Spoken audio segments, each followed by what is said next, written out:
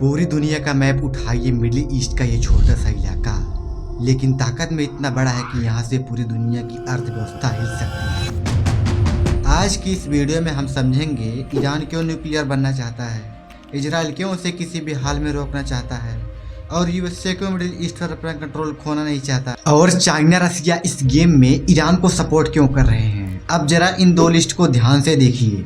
एक तरफ है दुनिया के टॉप ऑयल रिजर्व वाले देश और दूसरी तरफ है न्यूक्लियर पावर वाले देश। ध्यान दीजिए, दोनों लिस्ट में एक भी मिडिल ईस्ट की ऑयल कंट्री कॉमन नहीं है। क्या ये इत्तेफाक नहीं है या दुनिया की सबसे बड़ी पावर पॉलिटिक्स? चलिए पूरा फंडा समझते हैं। मिडिल ईस्ट ये छोटा सा इलाका लेकिन दुनिया का 79% तेल यहीं से कंट्रोल होता है। कल अगर सऊदी या ईरान पेट्रोल को रोक देते हैं तो खाना, बिजली, फ्लाइट, पेट्रोल सब महंगा हो जाएगा। लेकिन यही ऑयल रिच वाले देश अगर न्यूक्लियर पावर बन जाए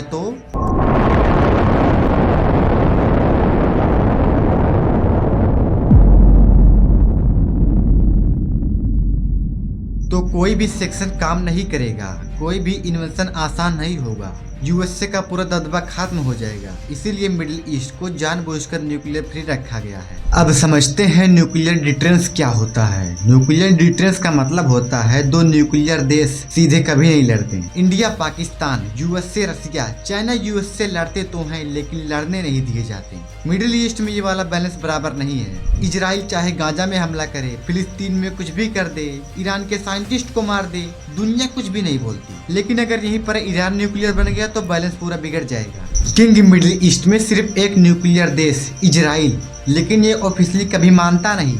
लेकिन दुनिया जानती है इजराइल के पास 90 वारहेड्स हैं।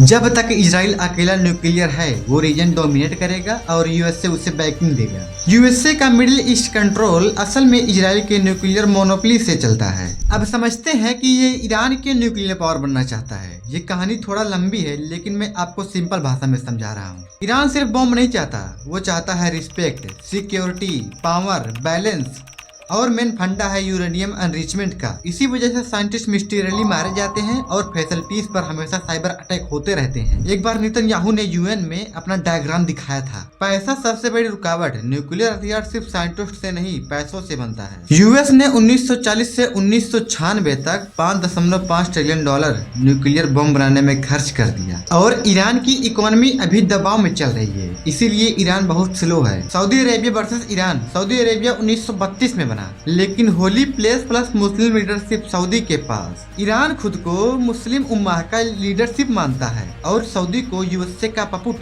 चाइना रसिया ईरान को पीसफुल न्यूक्लियर राइट्स देते हैं और यूएसए इजराइल उसे रोक देते हैं। ईरान की कहानी में दो विलन्स हैं, धर्म के नाम पर तानाशाही, डेमोक्रेसी के नाम पर इम्पेरियलिज्म। अब सवाल ये उठता है, क्या ईरान को न्यूक्लियर पावर बनना चाहिए या इससे पूरी दुनिया खतरे में आ सकती है? कमेंट बॉक्स में बताइएगा। मैं मिलता हूँ अगली वीडियो में। बहुत बहुत धन्यवाद।